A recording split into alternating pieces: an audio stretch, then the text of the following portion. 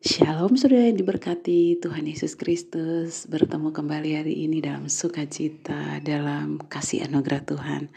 Bagaimana kabar saudara? Saya percaya kita semua terus ada di dalam perlindungan tangan Bapa Yahweh yang sudah menolong, menjaga kita setiap hari. Maka marilah kita bersyukur saudara. Kami dari Elkana Ministry mengucapkan selamat datang, selamat menikmati berkat Tuhan lewat firman Tuhan setiap hari di channel kami ini. Hari ini kita akan sama-sama membaca di kitab Bilangan pasalnya yang ke-33 ayat 1 hingga ayatnya yang ke-56 dan perikopnya adalah ulasan perjalanan di padang gurun. Seperti biasa, saudara, untuk pembacaan Alkitab setiap hari, saya pribadi menggunakan Alkitab terjemahan Indonesian Modern Bible atau IMB. Mari sebelum kita membaca firman Tuhan hari ini, kita menaikkan pujian syukur lewat doa. Puji syukur kepadamu Bapa di dalam nama Kristus Yesus. Terima kasih untuk semua yang telah Engkau lakukan bagi setiap kami hari ini. Terima kasih untuk keluarga kami. Terima kasih untuk anak-anak kami, untuk orang tua kami, untuk hidup kami. Terima kasih Tuhan tidak pernah menyerah bagi kami. Tuhan selalu menolong, selalu pegang tangan kami, sehingga dalam keadaan musim apapun, kami tetap ada di dalam perlindungan Tuhan. Terima kasih untuk berkat-Mu. Saat ini kami akan membaca firman Tuhan. Mari Bapa, di dalam nama Yesus, di dalam Roh Kudus, biarlah Engkau menyuci kuduskan setiap kami. Biarlah Roh Kudus memimpin kami, sehingga melalui pembacaan firman, Roh Kudus memberitahukan kepada kami kebenaran demi kebenaran yang selama ini tidak kami mengerti. Hanya Roh Kudus yang sanggup membuka pemikiran-pemikiran kami sehingga kami bisa mengerti isi firman Tuhan yang kami baca. Terima kasih Tuhan Yesus, terima kasih Roh Kudus. Kami siap mendengar sabda firman-Mu. Haleluya, amin.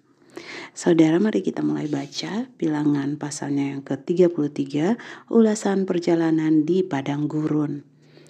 Inilah tempat persinggahan Bani Israel setelah keluar dari tanah Mesir menurut pasukan-pasukan mereka di bawah pimpinan Musa dan Harun.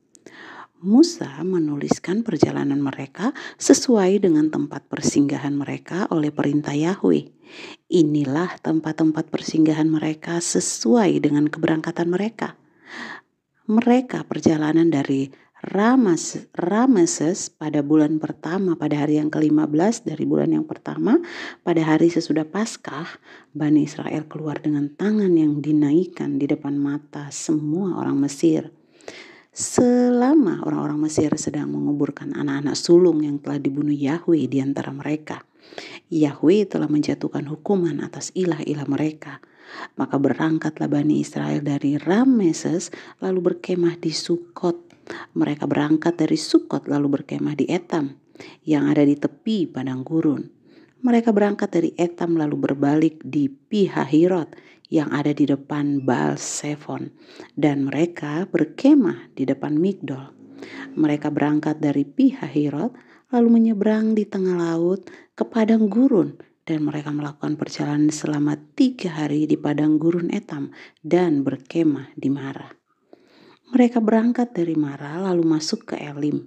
Di Elim ada 12 mata air dan 70 pohon palem, dan mereka berkemah di sana. Mereka berangkat dari Elim dan berkemah di tepi Laut Merah. Mereka berangkat dari tepi Laut Merah dan berkemah di padang gurun Sin. Mereka berangkat dari padang gurun Sin dan berkemah di Dofka. Mereka berangkat dari Dofka dan berkemah di Alus. Mereka berangkat dari Alus dan berkemah di Rafidim, dan di sana tidak ada air bagi bangsa itu untuk minum. Mereka berangkat dari Rafidim dan berkemah di padang gurun Sinai. Mereka berangkat dari padang gurun Sinai dan berkemah di Kibrot Tawa. Mereka berangkat dari Kibrotawa dan berkemah di Hazerot. Mereka berangkat dari Hazerot lalu berkemah di Ribma. Mereka berangkat dari Ribma dan berkemah di Rimon Peres. Mereka berangkat dari Rimon Peres dan berkemah di Libna. Mereka berangkat dari Libna dan berkemah di Risa. Mereka berangkat dari Risa dan berkemah di Kehelata. Mereka berangkat dari Kehelata dan berkemah di Harsafer. Mereka berangkat dari Harsafer dan berkemah di Harada. Mereka berangkat dari Harada dan berkemah di Makelot. Mereka berangkat dari Makelot dan berkemah di Tahat. Mereka berangkat dari Tahat dan berkemah di Tarah. Mereka berangkat dari Tarah dan berkemah di Mitka. Mereka berangkat dari Mitka dan berkemah di Hasmona. Mereka berangkat dari Hasmona dan berkemah di Moserot. Mereka berangkat dari Moserot dan berkemah di Beneyaakan. Mereka berangkat dari Beneyaakan dan berkemah di Gitgad. Mereka berangkat dari Gitgad dan berkemah di Yotbata. Mereka berangkat dari Yotbata dan berkemah di Abrona. Mereka berangkat dari Abrona dan berkemah di Ezion Geber. Mereka berangkat dari Ezion Geber dan berkemah di padang gurun Zin, yaitu Kades. Mereka berangkat dari Kades dan berkemah di gunung Hor di perbatasan tanah Edom. Imam Harun naik ke atas gunung Hor atas perintah Yahweh dan mati di sana pada tahun ke-40 setelah orang Israel keluar dari tanah Mesir pada bulan 5 pada tanggal 1 bulan itu. Harun berumur 123 tahun ketika ia mati di gunung Hor. Raja Arad orang Kanaan yang tinggal di Negeb di tanah Kanaan mendengar kabar tentang kedatangan Bani Israel. Bangsa Israel berangkat dari gunung Hor dan berkemah di Salmona. Mereka berangkat dari Salmona dan berkemah di Funon. Mereka berangkat dari Funon dan berkemah di Obot. Mereka berangkat dari Obot dan berkemah di Iye Abarim di perbatasan Moab. Mereka berangkat dari Iye Abarim dan berkemah di Dibon-Gad. Mereka berangkat dari Dibon-Gad dan berkemah di Almon di Blataim. Mereka berangkat dari Almon di Blataim dan berkemah di pegunungan Abarim dekat Nebo. Mereka berangkat dari pegunungan Abarim dan berkemah di daratan Moab di tepi sungai Yordan dekat Yeriko. Mereka berkemah di tepi Yordan dari Bet Yesimot sampai ke Abel Sitim di dataran Moab. Berbicaralah Yahweh kepada Musa di dataran Moab di tepi Yordan dekat Yeriko. Berbicaralah kepada Bani Israel dan berkatalah kepada mereka, ketika kamu menyeberang Yordan dan ke tanah Kanaan, maka kamu harus mengusir seluruh penduduk negeri itu dari hadapanmu dan hancurkanlah segala patung mereka dan segala patung tuangan mereka, juga musnahkanlah seluruh tempat pemujaan mereka. Lalu kamu akan memiliki negeri itu dan akan tinggal di sana, karena untuk kamulah aku memberikan negeri itu untuk kamu duduki. Maka kamu akan warisi negeri itu dengan membuang undi menurut kaum-kaummu. Kepada yang jumlahnya banyak kamu harus memberikan warisan yang besar, dan kepada yang sedikit kamu harus memberikan warisan-warisan yang kecil. Apapun yang keluar dari undi itulah yang menjadi miliknya. Berdasarkan suku-suku leluhurnya engkau akan membagi warisannya.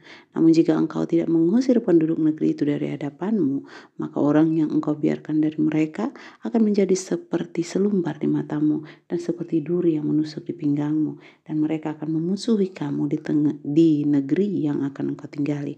Maka aku akan melakukan kepadamu seperti apa aku rencanakan terhadap mereka. Amin, saudara. Terima kasih sudah bersama-sama membaca firman Tuhan. Kita percaya bersama bahwa firman Tuhan itu hidup, dia bekerja, tidak pernah berhenti, dan kita yang hidup hari-hari ini, kita akan selalu berkomitmen untuk terus membaca firman Tuhan, terus berjalan di jalan yang ditentukan Tuhan, bersama dengan Tuhan. Saudara, terima kasih untuk kebersamaan hari ini. Kami dari Elkanah Ministry mengucapkan Immanuel, Tuhan Yesus memberkati.